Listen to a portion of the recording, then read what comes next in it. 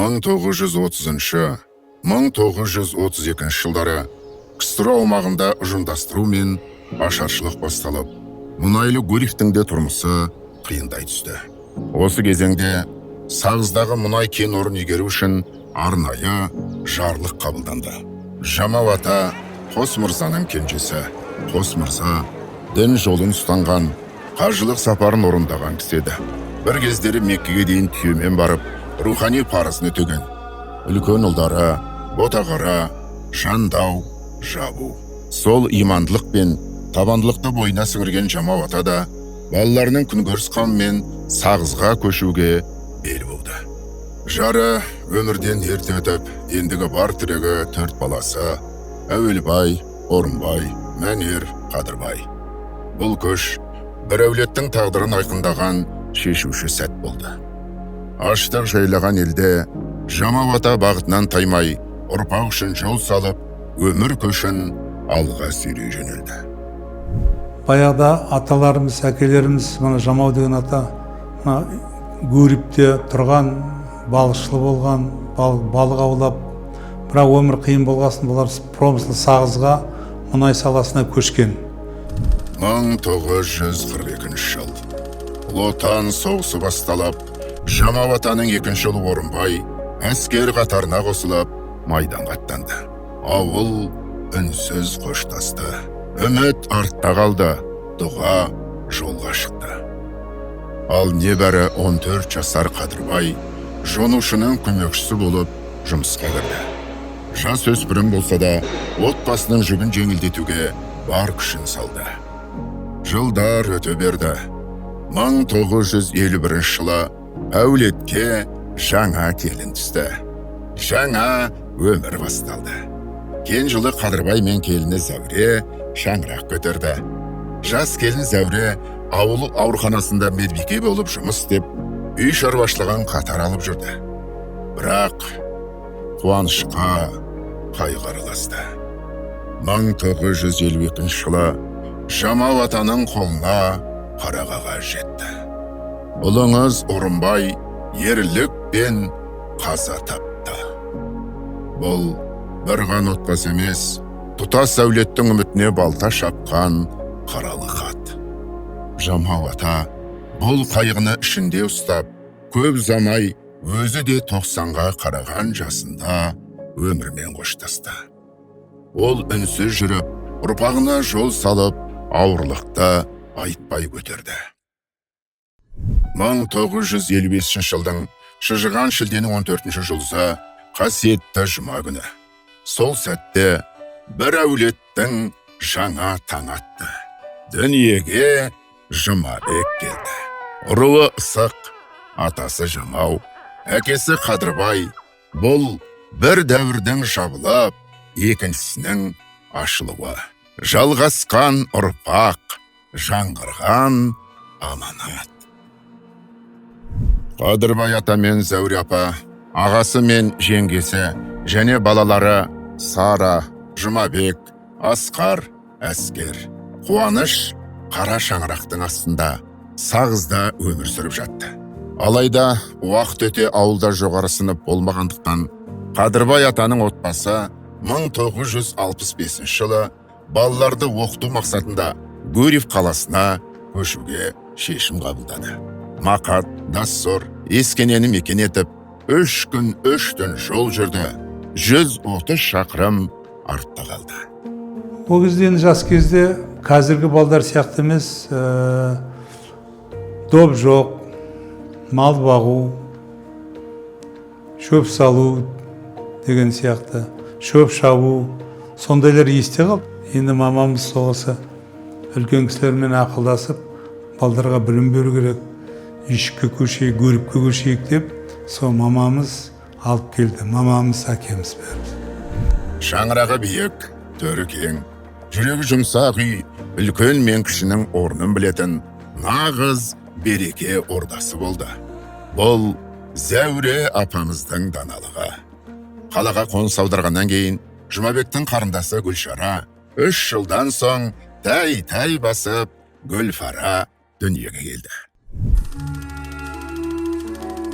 1970 жылы Жұмабек мектепті аяқтап, Гурьев политехникалық техникумына өз күшімен оқуға түсті. Ол ойын көпке айта бермейтін, ішінен терең ойлайтын, бұл оның болашақ тұлғасының іргетасы қаланған кезеңі болатын. 19 жасар Жұмабек техникумды тамамдады. Бұл жай ғана оқу орнын бітіру емес, үлкен өмірге жасалған батыл қадам. Ата-ананың үміті, іні қарындастың тірегі бола жүріп, табандылық пен жауапкершілікті бойына сіңірді.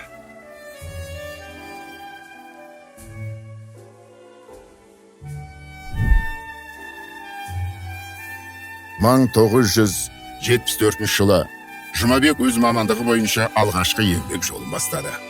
Ол балықшы барлау, бұрғылау басқармасына бұрғышының 4-ші разрядтық көмекшісі ретінде жұмысқа орналасты. Бұл жай ғана қызмет емес, нағыз өндірістегі сынақ алаң еді. Жаңа орта, нақты тәртіп, талап пен жауапкершілік бәріне де дайын болды. Сол жылдың күзінде Жұмабек отан алдындағы борышын өтеуге аттанды. Бейтаныс мекен алыс Польша. Кеңес армиясының солтүстік әскери құрамы. Бұл орта оның ер мінезін шыңдап, сағыныш пен қайраттылық ерте есейтті.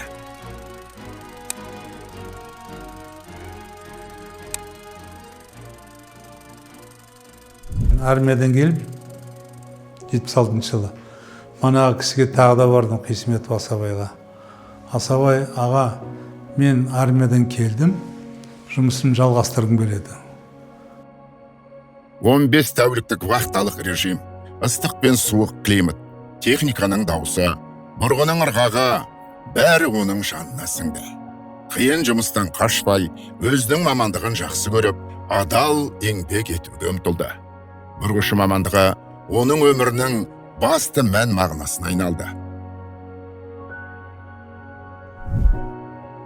Сол жерде еңбек жолын 17 жыл, яғни 1991 жылға дейін өткізген Жұмабек, экспедиция жетекшісі қызметіне дейін көтерілді.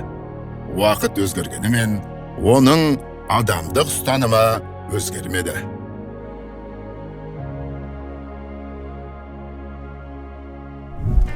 1980 жылдың қараша айында Жұмабек өзінің өмірлік жары Есентемір руының қызы Гүлбаршынмен бірге шаңырақ көтерді.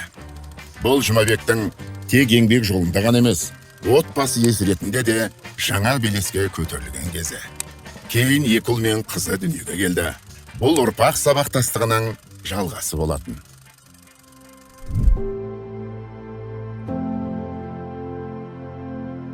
Мың 1982 жылы Жұмабек Алматыдағы Ленин атындағы политехникалық институтына түсіп, жоғары білім алуға қадам басты.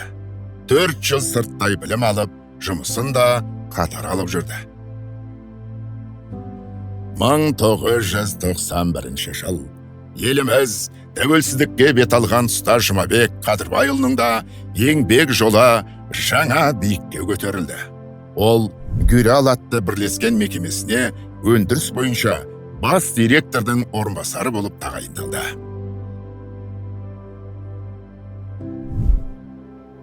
Жеткен жетістігі тек лауазымда емес, артында қалған ізі мен аманатында. Өзінің 3 інісінде мұнай саласына баулып, ұрпағына жол сілтеді. Біріне ұстаз, біріне аға болды. Жұмабек аға еңбекқор, сабырлы, өзіне сенімді, ақ көңіл әрі балажан. Қай жерде жұмыс жасаса да, арадағы қарым-қатынасын адал достықпен бекітті. Мұнай саласындағы еңбек еленіп, бірнеше медаль мен құрмет орденіне ие болды. Ата-анасы мен бауырларынан ерте айырылса да, тағдырға мойымай, үлкенге құрмет, кішіге ізет көрсетіп, өмір жолын жалғады. Бүгінде артында ісі бар, сөзі бар, ел сыйлаған тұлға.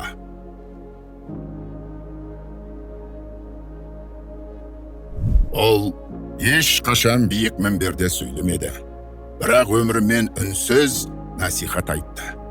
Бұл Жұмабек Қадырбайұлы жасаған жол, жай ғана жол емес, ұрпаққа қалдырылған өмірлік өнеге. 70 жас сабырдың, еңбектің, іріліктің шыңы. Жүріп өткен жолыңыз шындықтың айғағы. Құрметті Жұмабек Қадырбайұлы, сізге үлкен құрмет пен амандық және ұзақ ғұмыр тілейміз. Жасаған жолыңыз ұрпаққа үлгі болғай.